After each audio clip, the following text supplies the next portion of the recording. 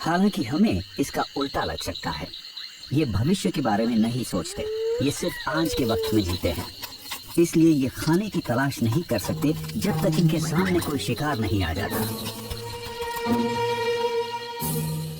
भले ही ये आराम कर रहे हो, लेकिन शेरों का झुंड हमला करने के लिए तब तैयार हो जाता है जब उनके सामने कोई शिकार आता है। पर यह भी सच है कि हर शिकार के पीछे भागने का कोई फायदा भी नहीं होता। एक मादा गिनी सिर्फ एक छोटा सा निवाला है और उसमें पंखों के अलावा कुछ नहीं मिलेगा।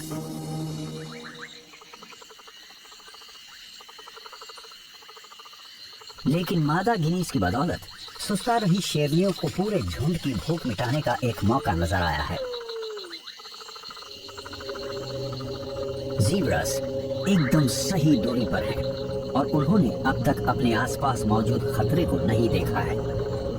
शेरनियों को भूख लगी है और हवा का रुख भी उनकी ही तरफ है, इसलिए सही वक्त आने से पहले शिकार को उनकी गंध भी नहीं मिलेगी। हालात एकदम ठीक है। ये पहले पर्व की शुरुआत करती हैं, सही शिकार चुनने से। ये सबसे कमजोर जानवर की तलाश करती हैं या किसी घायल जानवर की। शेरनियां एक दूसरे को अपनी जगह लेने का इशारा करने के लिए कोई आवाज नहीं करती। वो अपने अनुभव पर निर्भर करते हुए अपने आप आगे बढ़ती हैं। हर मौका आने पर ये झुंड सही या गलत जगह पर होता है। इस बार ये बड़े इलाके में फैलकर आराम कर रही थी और इनके बीच की दूरी की वजह से ज़ीब्रास पता नहीं लगा पाए कि वो शेरनियों की तरफ बढ़ रहे हैं। शिकार अब पूरी तरह से घेर चुका है, पर पता नहीं ये इनकी किस्मत थी या इसलिए कि ये शिकारी हमेशा ऐसे ही आराम करती हैं। और अगर ऐसा है तो वो इसे कामयाबी समझने लगी हैं, पर उन्होंने इसकी कोई योजना नहीं बनाई थी। अक्सर सबसे ज्यादा अनुभवी शेरनी ही शिकार को चुनती हैं, बाकी शेरनियां उसकी मदद करती हैं, पर कभी कभी सबसे अच्छी जगह पर मौजूद शेरनी हमला करती है।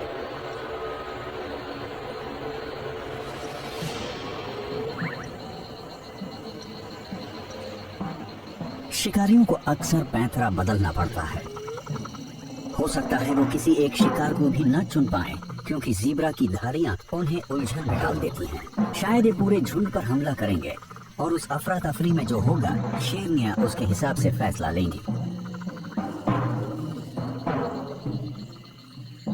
ये वो शेरनी है जो हमले की शुरुआत करेगी। अब इसे सही पल का इंतजार करना होगा, जब इसका शिकार दूसरी दिशा में देख रहा हो या खाना खाने या खेलने के लिए उसका ध्यान भटक जाए, जिससे उसकी नजर शिकारी पर से हट जाएगी। सिर्फ कुछ सेकंड्स और।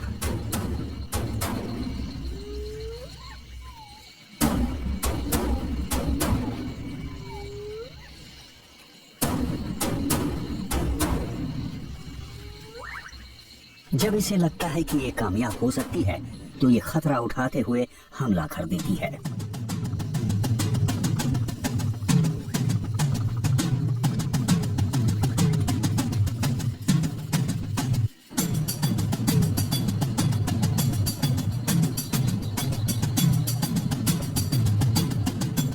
इस बार ज़ीब्रास इससे ज्यादा गलत दिशा में नहीं भाग सकते थे।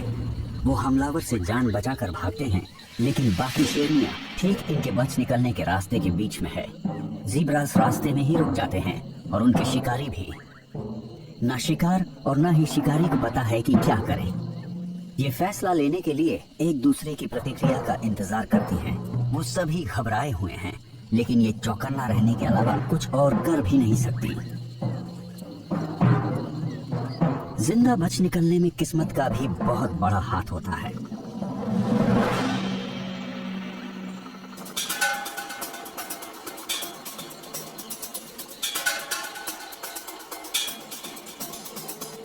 सबसे कम उम्र की शेरनी हमला करने की अपनी चाहत को रोक नहीं पाती, लेकिन अनुभव की कमी की वजह से इन्हें अपना शिकार गंवाना पड़ सकता है।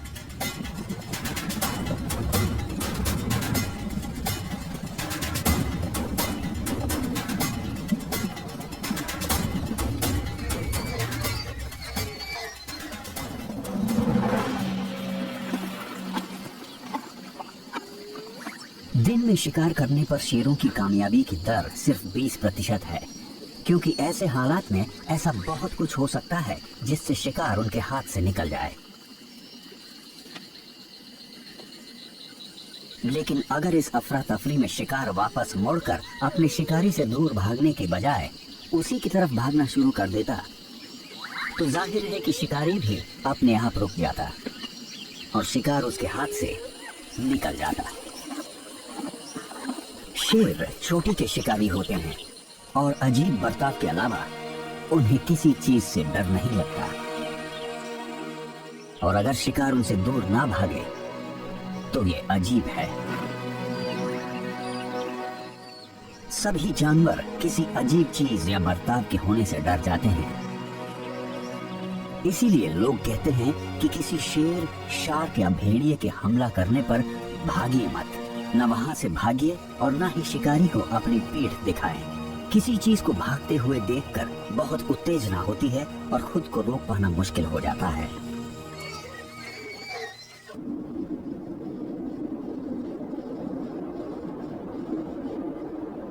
जब किसी भूखे शिकारी की नजर कोई खाने लायक चीज पर आती है तो वो उसे पकड़ने की कोशिश करता है, लेकिन वो हमेशा अपने शिकार का पता लगाने के उन्हीं इंद्रियों का इस्तेमाल नहीं करते। बहुत कुछ वहां के कुदरती माहौल पर भी निर्भर करता है।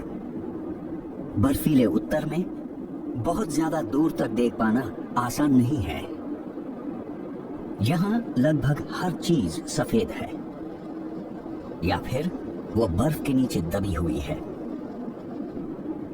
यहाँ सूंघने की काबिलियत सबसे ज्यादा कम आती है और उत्तर दिशा में बढ़ते हुए पोलर बेर उसी का इस्तेमाल करते हैं, शायद अपने दिमाग में किसी सील की याद लिए। ये शब्दों में तो नहीं सोच सकता, पर इसका दिमाग अलग अलग आवाजों, गंध और आकृतियों को याद रख सकता है।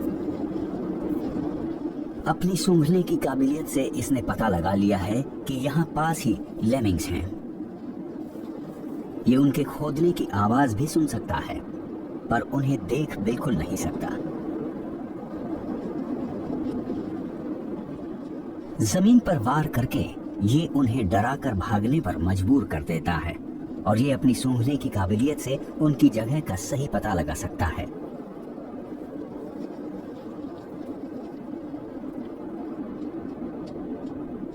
लोमड़ियां भी पोलर बेर्स जैसी खूबियों का इस्तेमाल करती हैं, पर उनसे बेहतर।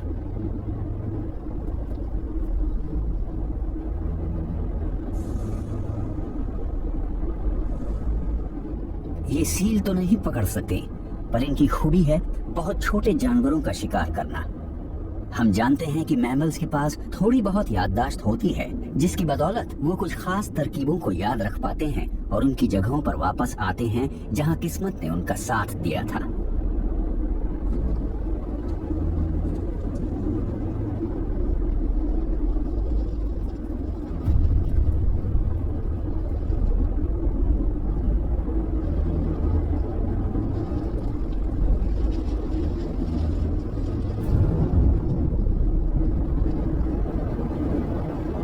ये जानवर तब भी शिकार करता है जब ये भूखा नहीं होता। इसने एक ऐसा काम करना सीख लिया है जो सिर्फ ज्यादा विकसित समझ वाले जीव ही कर सकते हैं। इसने खाना जमा करना सीख लिया है। जब ये भूखी नहीं होती तो लोमड़ियां अपने शिकार किए हुए लेमिंग्स को छिपा देती हैं ताकि जरूरत पड़ने पर उन्हें निकाल सके। ये समझदारी की वो निशानी है जिसकी बदौलत हमें सबसे होनहार जानवरों के सोचने के तरीके को समझने में मदद मिल सकती है। लोमड़ी कई महीनों तक शिकार कर सकती है और अपनी इस मेहनत के फल की बदौलत कई महीनों तक जिंदा रह सकती है। भालू लोमड़ियों से कम समझदार नहीं होते, बस उनकी जरूरतें वैसी नहीं होती। ये कई महीने कोई भी शिकार किए बिना रह सकते हैं। वहीं दूसरी तरफ नॉर्दर्न गॉसहॉक को रोज शिकार करना पड़ता है। ये प्रजाति सदा हरे भरे पेड़ों में घोंसले बनाती हैं, पर इन्हें पतझड़ वाले पेड़ों के जंगलों में शिकार करना पसंद है क्योंकि ये ज्यादा दूर तक देख पाते हैं और साथ ही प्रजनन के मौसम में इन्हें एक दिन में कई बार शिकार करना पड़ता है।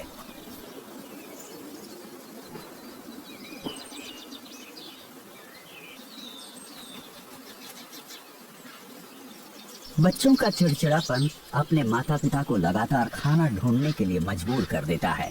ये जिम्मेदारी का एहसास नहीं है जो इन्हें मजबूर करता है, बल्कि इनकी फितरत है। सही कहा जाए तो माँ बाप बनने से आया बदलाव माता पिता होने का एहसास पर सिर्फ एक फितरत ही है। समय के साथ वयस्क गॉसहॉक इसमें माहिर हो जाते हैं और हर बार अंडों से बच्चे निकलने पर और अच्छे माँ बाप बन जाते हैं। ये इस जोड़े का नर है और इस पर इन भावनाओं का बहुत गहरा असर हुआ है। ये घबराया हुआ है क्योंकि इसके बच्चे इसे परेशान कर देते हैं, मगर इसी वजह से ये किसी तरह का खतरा या शिकार को पता लगाने में माहिर हो गया है। प्रजनन के मौसम में ये अपने आसपास मौजूद हर चीज को बढ़ा चढ़ा कर देखता है। हार्मोन्स में आए बदलाव की वजह से ये सुपर गॉसहॉक बन गया है।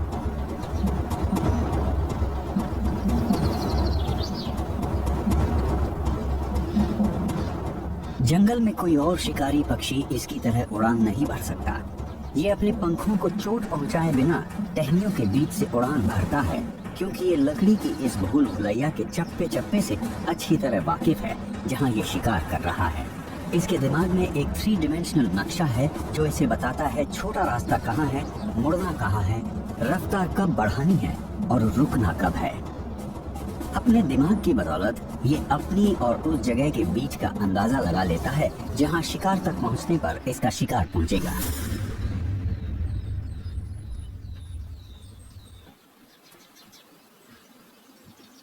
गॉसहॉक्स हमेशा तेजी से शिकार करते हैं और उनकी सबसे बड़ी काबिलियत है हमला करते हुए ऐन मौके पर अपनी रफ्तार बढ़ा लेना।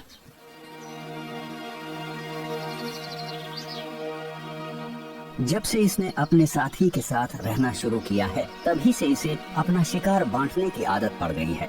ये उसे खाने की जितनी ज्यादा चीजें लाकर देता है, मादा इसे उतनी ही बार मिलन करने देती है। तभी से इसने शिकार के पंख नोचना शुरू कर दिया है ताकि मादा को ये सब ना करना पड़े, क्योंकि उसके पास पहले ही अंडे सेकने की बड़ी जिम्मेदारी थी। अब ये ऐसा अपने बच्चों के लिए करता है क्योंकि वो खुद ये सब नहीं कर सकते।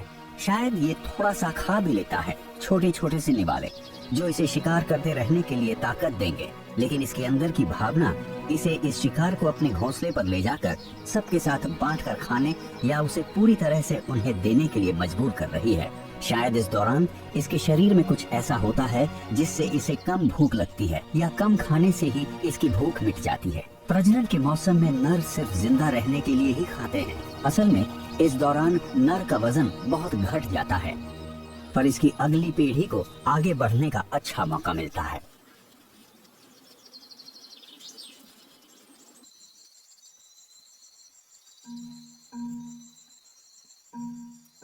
मकड़ियां भी प्रजनन करती हैं जब उनके खून में वो हार्मोन्स बनने लगते हैं जिससे उनकी भूख मर जाती है, क्योंकि अगर उन हार्मोन्स की वजह से इन्हें भूख लगना बंद ना हो तो ये अपने बच्चों को ही खा जाएंगी।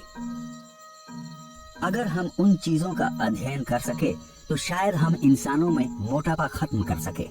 हालांकि इससे ज्यादा अच्छा होगा शारीरिक कसरत करना। हैरानी की बात है कि मकड़ियां हिलती नहीं है, बिल्कुल भी नहीं, लगभग अपनी पूरी जिंदगी में कभी नहीं, सिवाय उन 2-3 घंटों के जो उन्हें जाल बुनने में लगते हैं।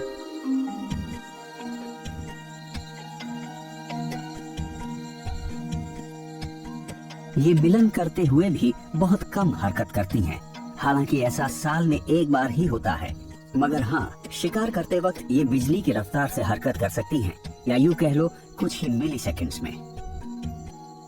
जाल बनाने में माहिर ये मकड़ियां लगभग हर समय चौकन्ना रहती है, जिसका मतलब होता है कई दिनों या हफ्तों तक बिना हिले रहना, एक ही पोजीशन में, वो भी शरीर के अकड़े बिना।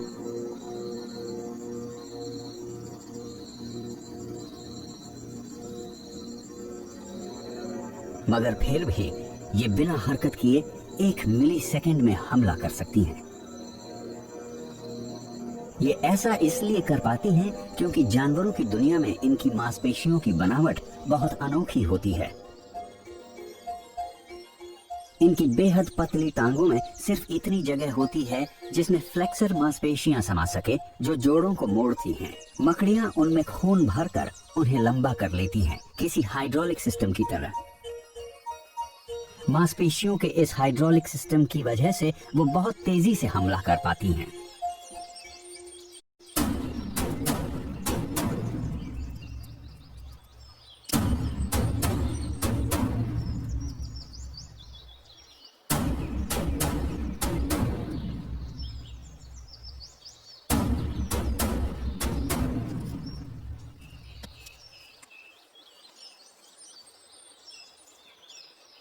मकड़ी को अपने जाल पर एक जोरदार झटका महसूस हुआ। उसके कमाल के रिफ्लेक्सेस ने हमले को वक्त रहते रोक दिया। इसे हालात का अंदाजा लगाना होगा। उसके जाल में आए तनाव से मकड़ी को पता चलता है कि उसके जाल में फंसने वाला शिकार काफी भारी है, जिसका मतलब है कि वो ताकतवर भी है। कोई कदम उठाने से पहले मकड़ी को पक्का करना होगा कि जाल में जो भी फंसा है वो बेबस हो जाए। शिकार भी समझने की कोशिश कर रहा है कि क्या हुआ है। इसे नहीं पता कि इसके साथ क्या हुआ है, पर इसे कुछ नजर आया है जिससे ये डर के मारे जम गया है। लगभग 1 मिनट बाद ये बहुत ध्यान से बच निकलने की कोशिश करता है। मकड़ी को इसके भागने की कोशिश का पता चल जाता है और वो हमला कर देती है।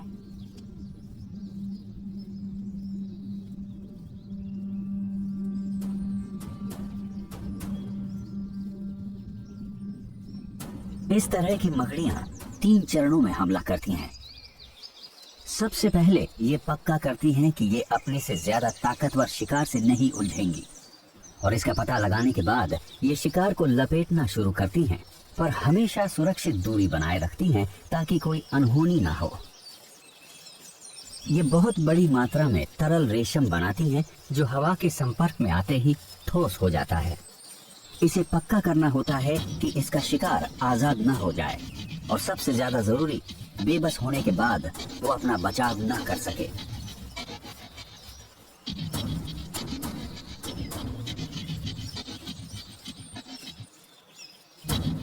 टिड्डे की टांगें बहुत ताकतवर होती है और एक जोरदार लात मकड़ी की टांग तोड़ सकती है या उसके ढांचे को चटका सकती है।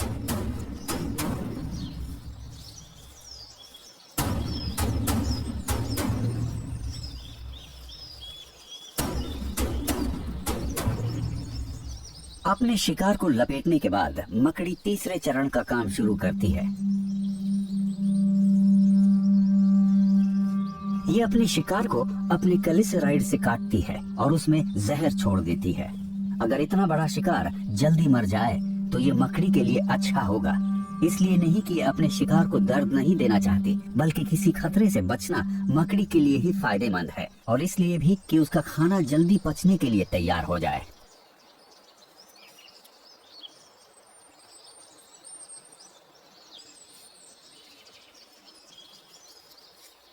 मकड़ियां अपने शिकार के शरीर में जो जहर छोड़ती है वो उनके शरीर को अंदर से गला लेता है।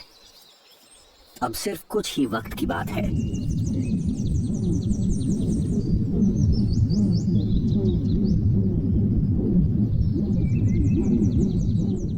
मकड़ियों के पास खाना चबाने के लिए दांत नहीं होते, इसलिए वो अपने शिकार को पीती हैं।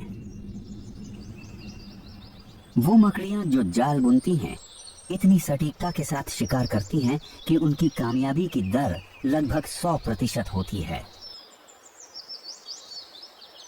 जो भी जीव मकड़ी के जाल से टकराता है, चाहे वो कोई कीड़ा हो या कोई और मकड़ी या कोई छोटा मेढक हो या कोई हमिंग बर्ड, अगर वो चिपचिपी रेशम की पकड़ से खुद को छुड़ा नहीं पाते तो उन्हें गला दिया जाता है।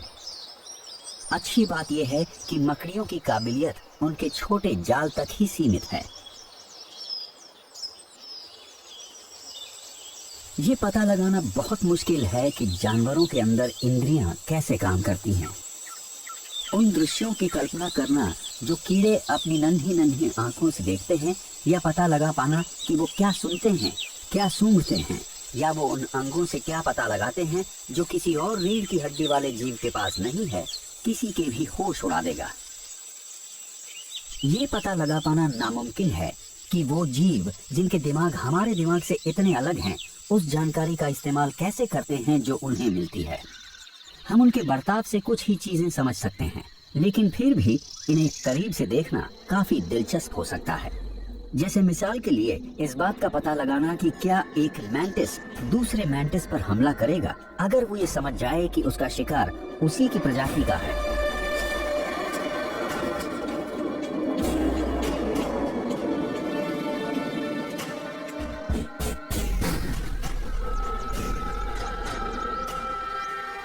क्या ये विशाल अफ्रीकन स्टिक मैंटिस जानता है कि ये एक नन्हे बॉक्सर मैंटिस को खा रहा है?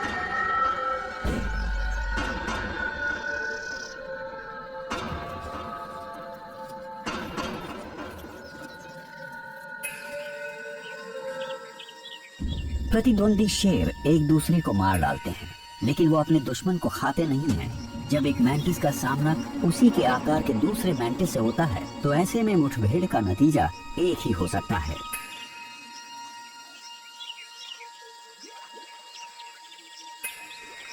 इनमें से कोई एक दूसरे को खा जाएगा। अपनी ही प्रजाति वाले को खाना मैंटिस के लिए कोई अजीब बात नहीं है, और न ही शेरों के लिए है। लेकिन एक शेर के दिमाग में ये होता है कि उसे वही चीज खानी है जिसका उसने पहले शिकार किया है, न कि जिसे इलाके पर कब्जा जमाने के लिए मारा है।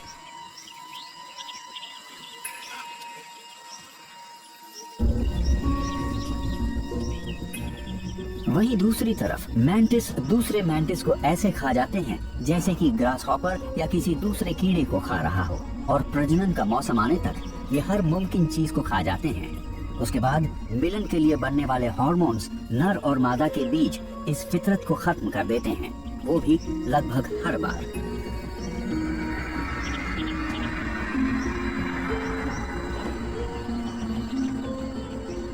एक चीज जो इन जीवों की जिंदगी पर असर डालती है वो है खुद को छुपाने की काबिलियत। ये नजर ना आकर जिंदा रहते हैं, इसीलिए नकल करने वाले मैंटिस का दिमाग, जैसे ऑर्किड मैंटिस, पौधे की ज्यादा से ज्यादा नकल करने के लिए प्रेरित करता है।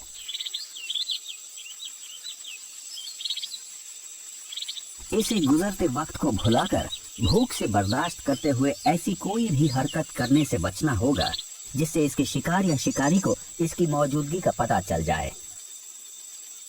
अपने शिकार पर निशाना लगाने के लिए उसे एक नजर देखना है।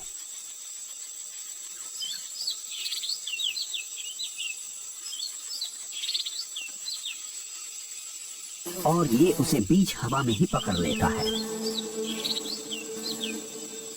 हम ये समझ सकते हैं कि मैंटिस अपने शिकार और दूसरे जीवों के बीच फर्क कर सकते हैं और पता लगा सकते हैं कि किस जीव से खतरा है और किस से नहीं है। ये नर और मादा के बीच फर्क भी कर सकते हैं। लेकिन अगर कोई मक्खी बहुत पास आ जाए तो क्या ये कोई चाल हो सकती है?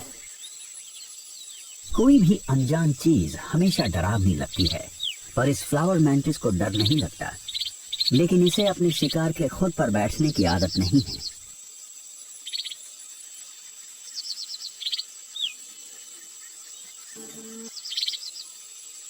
मक्खियों के देखने की काबिलियत काफी हद तक मैंटिस जैसी ही होती है, लेकिन ये मक्खी इस फूल पर अपने शिकारी के बाद आई थी। मक्खी के लिए ये सब कुछ एक फूल ही था, लेकिन अगर मैंटिस ने मक्खी के पास जाने की कोशिश की होती तो फिर नतीजा बिल्कुल ही अलग होता।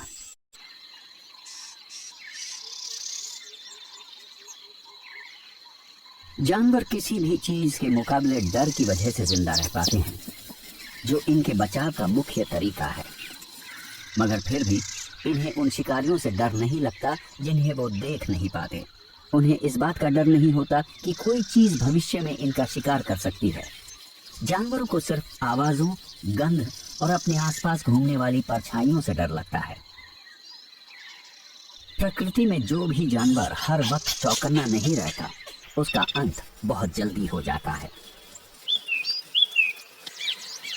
किसी बिच्छू पर हमला करना जानलेवा हो सकता है, तो ये जरूरी है कि जो भी जानवर इस लाजवाब पर मजबूत कवच वाले आर्थ्रोपॉड का शिकार करना चाहता है, उसके दिमाग में थोड़ा डर होना चाहिए।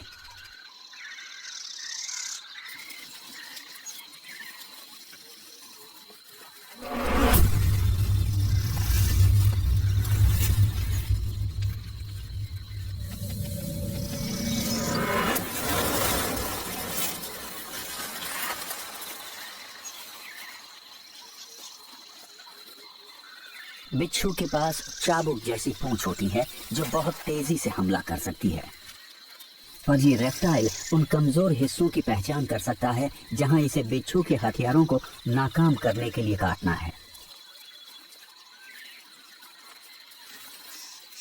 ये बिच्छू किसी बड़े बंदर की जान ले सकता है, तो इस नन्ही इग्वाना के लिए इसे मारने में मुश्किल और खतरा और भी ज्यादा है।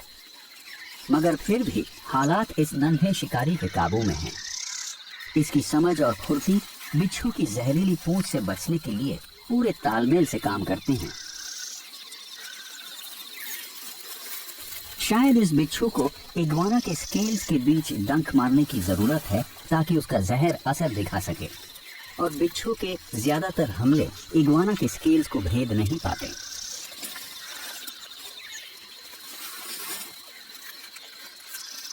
जो भी हो, ये जाहिर है कि शिकारी को बहुत चौकन्ना रहना होगा ताकि उसे डंक ना लग जाए।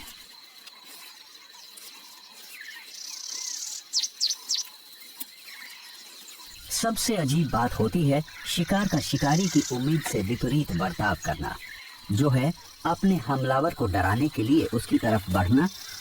इससे शिकारी की सुध भंग हो जाती है और वो शिकार को मारने का इरादा छोड़ देता है, शायद खुद की जान बचाने के लिए।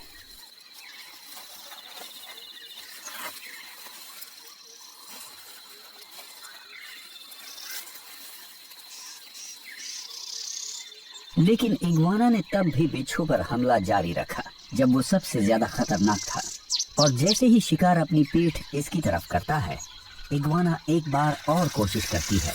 इस बार इग्वाना ने बिच्छू को बुरी तरह घायल कर दिया है और अपनी गतिविधियों के बीच तालमेल बैठाने की उसकी क्षमता को गंभीर नुकसान पहुंचाया है। शिकार बुरी तरह घायल हो गया है और मरने ही वाला है। अब इग्वाना की फितरत उसे बताती है कि उसे तब तक इंतजार करना चाहिए जब तक बिच्छू पूरी तरह हिलना बंद नहीं कर देता।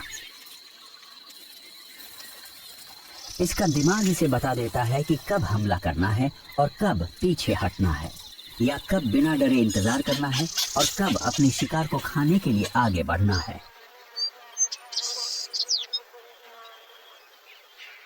जाहिर है रेप्टाइल्स का दिमाग ये भी पता लगा लेता है कि कब उसे अपने शिकार से कोई खतरा नहीं है और वो अगला काम कर सकते हैं, उसे खाना। अगर बिच्छू अब भी अपने डंक से अपना बचाव कर सकता, तो इस हालत में उसके पास इग्वाना की आंख या उसके मुंह में डंक मारने का अच्छा मौका था। पर ये कोई ऐसी चीज नहीं है जिसे इग्वाना ने समझा है, बल्कि ये तो उसकी प्रवृत्ति है जो इसे कई इग्वानास की मौतों के बाद प्रकृति के चयन की प्रक्रिया से मिली है।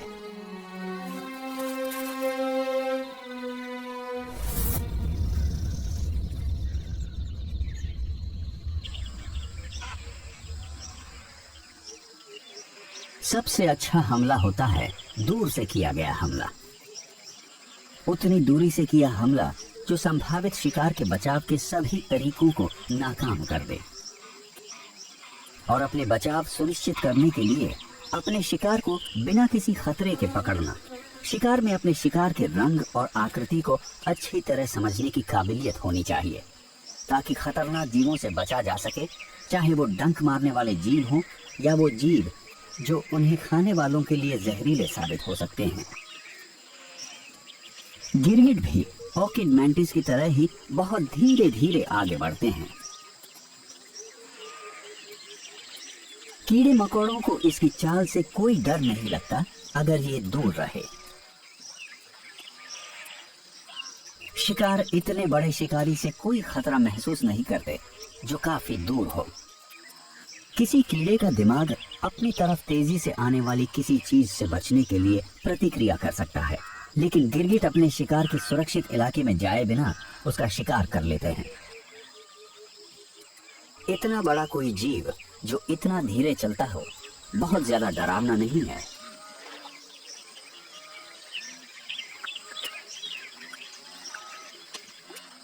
गिरगिट की निशानेबाजी, जिसका प्रदर्शन वो ठीक उस जगह पर अपनी जीभ से निशाना लगाकर करता है जहां उसकी नजरें टिक जाती हैं, और ये हमला इतना सटीक होता है कि ये छोटे कीड़ों को भी पकड़ सकता है जो कि सबसे ज्यादा फुर्तीले कीड़े होते हैं। जब ये अपने शिकार का पीछा करता है तो रेप्टाइल पर कुछ ऐसे हार्मोन्स का असर होता है जो इसे बताते हैं कि ये जितना सुस्त रहेगा इसका शिकार उतना ही कामयाब होगा। इसका हरा रंग इसे आसपास के माहौल में घुल मिल जाने और किसी खतरे की तरह ना नजर आने में मदद कर सकता है, लेकिन इसके हमलों का असर इसके पास मौजूद दूर तक हमला करने वाले किसी भी और हथियार से ज्यादा होता है, जिसकी वजह से इसे शिकार के पास नहीं जाना पड़ता।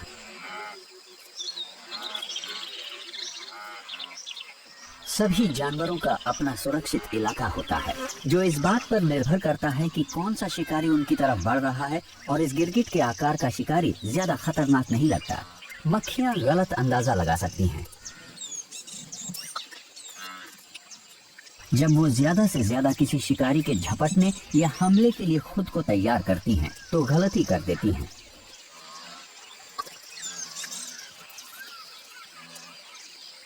एक गिरगिट का दिमाग लगभग 2 अलग दिमागों की तरह काम कर सकता है, जो उस चीज को चुन या नकार सकता है जो उसकी आंखें दाईं और बाईं तरफ में एक साथ देखती हैं।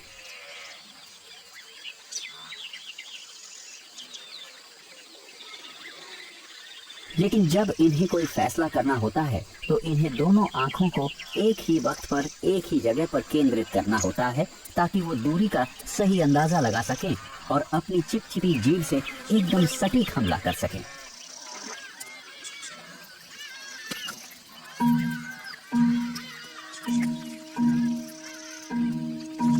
इस सिस्टम के साथ सिर्फ एक ही परेशानी है कि इसे रोजाना बहुत सारे शिकार करने पड़ते हैं।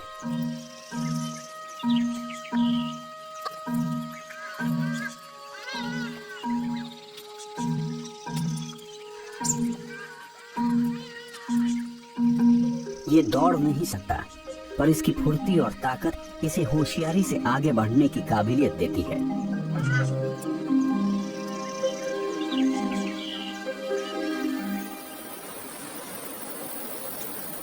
सांप भी अचानक हमला कर सकते हैं।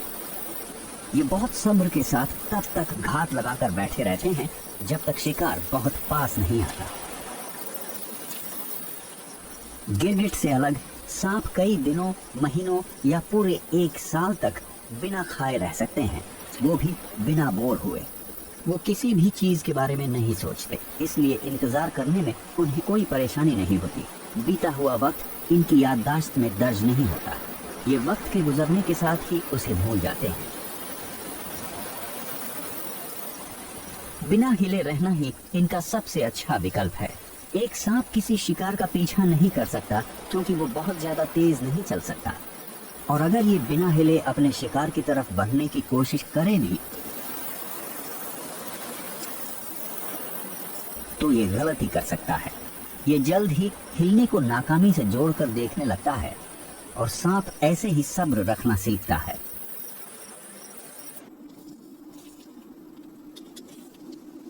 सांप सिर्फ एक ही बार तेजी से हरकत कर सकते हैं। अपनी गर्दन को एस के आकार में मोड़कर ये तब हमला करता है जब कोई जीव इसके सामने कुछ सेंटीमीटर की दूरी से गुजरता है। अगर शिकार ज्यादा दूर हो तो सांप को इंतजार करना पड़ता है। रेगिस्तान में छांव और छिपने की कोई जगह न होने की वजह से सूरज इसका वक्त से भी बड़ा दुश्मन बन जाता है। सहारा में किसी सांप को गर्मी से बचने के लिए काफी मुश्किलों का सामना करना पड़ता है। सबसे अच्छा रहता कहीं और चले जाना, और कोई शक नहीं कि इसके रिश्तेदारों की कई प्रजातियां करोड़ों साल पहले ज्यादा नम और ठंडे इलाकों की तरफ चले गए।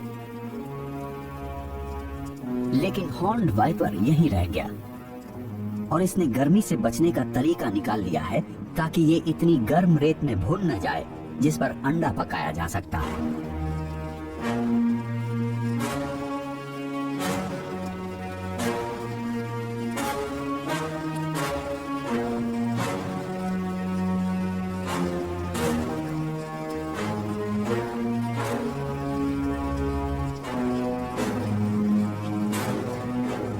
ये अपने तापमान को नियंत्रित करने के लिए अपना मुंह नहीं खोल सकता, क्योंकि इसकी सलाइवा सूख जाएगी और यहाँ कहीं पानी भी नहीं है। इसे पसीना नहीं आता क्योंकि इसकी त्वचा में पोर्स नहीं है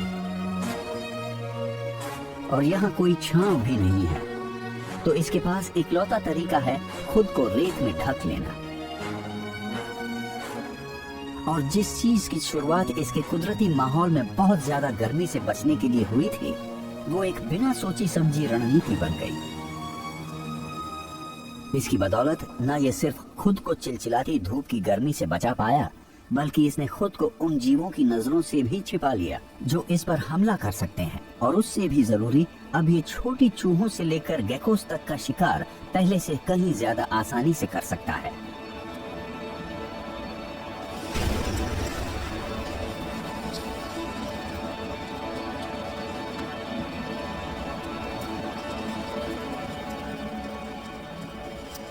ये खुद को ठंडा रखने के लिए रेत में छुप जाता है, पर यह शिकार की सबसे बढ़िया तकनीक भी है।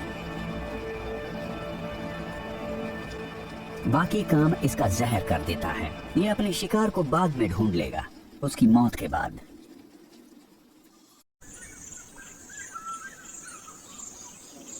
देखा जाए तो सबसे पेचीदा हमला वो होता है जिसमें कई सारे शिकारी शामिल होते हैं, जिन्हें एक ही शिकार को पकड़ने के लिए तालमेल बैठाकर काम करना होता है। जानवरों की दुनिया में अफ्रीकन वाइल्ड डॉग्स का शिकार करने वाला दल सबसे बड़ा होता है।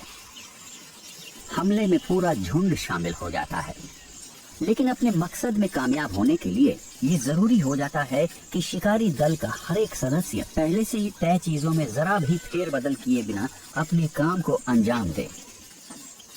इस खेल में गलती की कोई गुंजाइश नहीं है।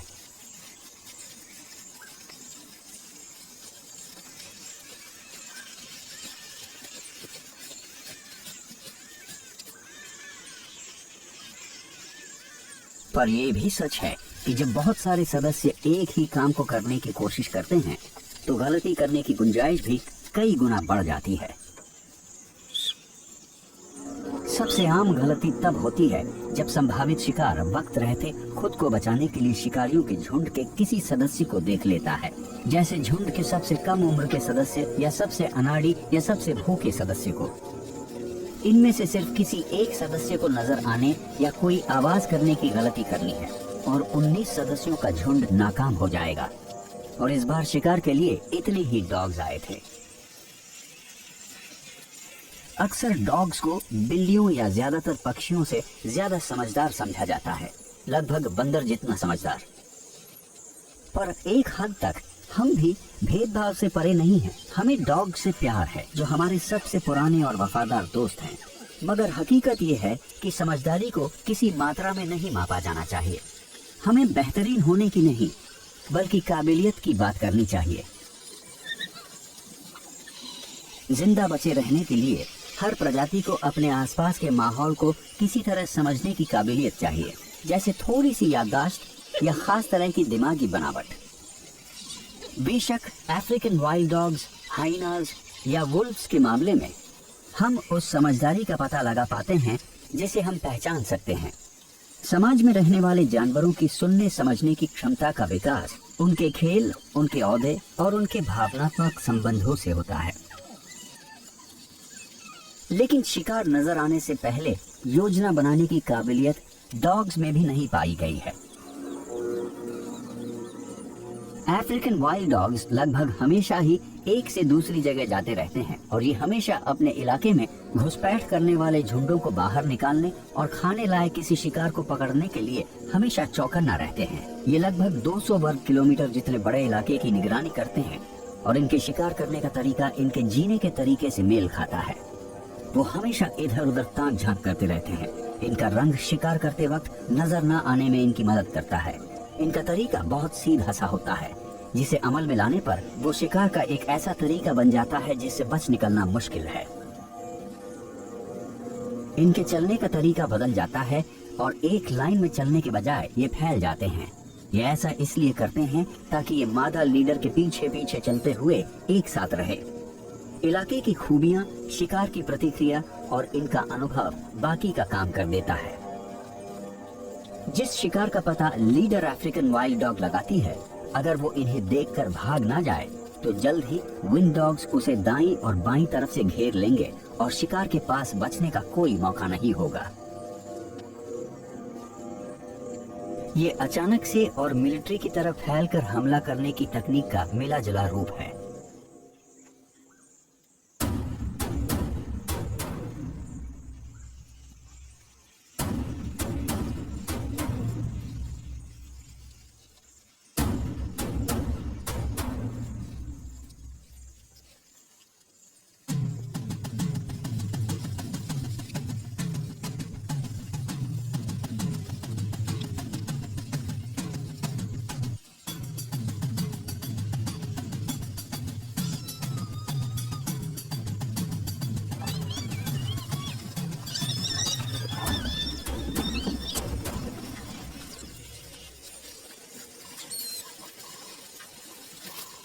अच्छी तरह संगठित अफ्रीकन वाइल्ड डॉग के झुंडों के हमलों की कामयाबी की दर हमेशा 75 से 90% के बीच होती है।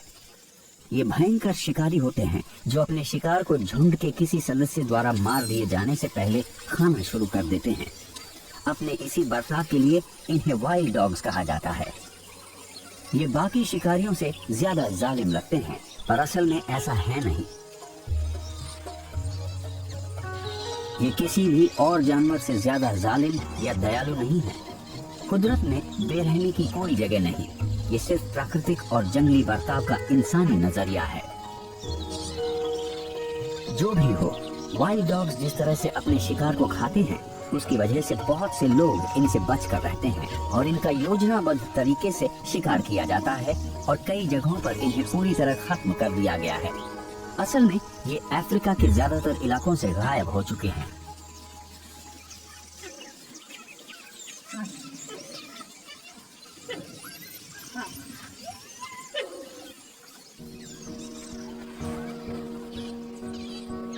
जानवरों को इस तरह देखना जैसे वो भी कभी इंसान थे, हमें वन्य जीवन की हकीकत से अलग करके हमें उलझन में डाल देता है। कुछ लोगों को लगता है कि वो किसी तेंदुए या किसी हाथी से दोस्ती कर सकते हैं। ऐसे भी लोग हैं जो शेर को पालतू बनाकर रखते हैं। ये एक खतरनाक खेल है जो इसे खेलने वालों के नादानी को दिखाता है। एक शिकारी हमेशा शिकारी ही रहता है। यहां तक कि डॉग्स भी अपनी पुरानी फितरत को अंदर दबाए रखते हैं। लेकिन मांसाहारी जीव अपने शिकार से ज्यादा बुरे नहीं होते, ना ही उनसे बेहतर होते हैं। मांस खाने वाले जानवर बुरे नहीं होते, ना ही अच्छे होते हैं। हर जानवर अपने कुदरती माहौल के लिए बहुत जरूरी होता है।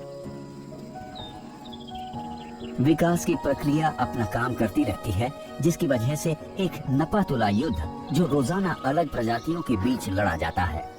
जो शिकार करते हैं वो अपने शिकार की तकनीक को बेहतर बनाते हैं, जबकि जिन्हें अपना बचाव करना होता है वो खुद का पकड़ा जाना और ज्यादा मुश्किल बनाते जाते हैं।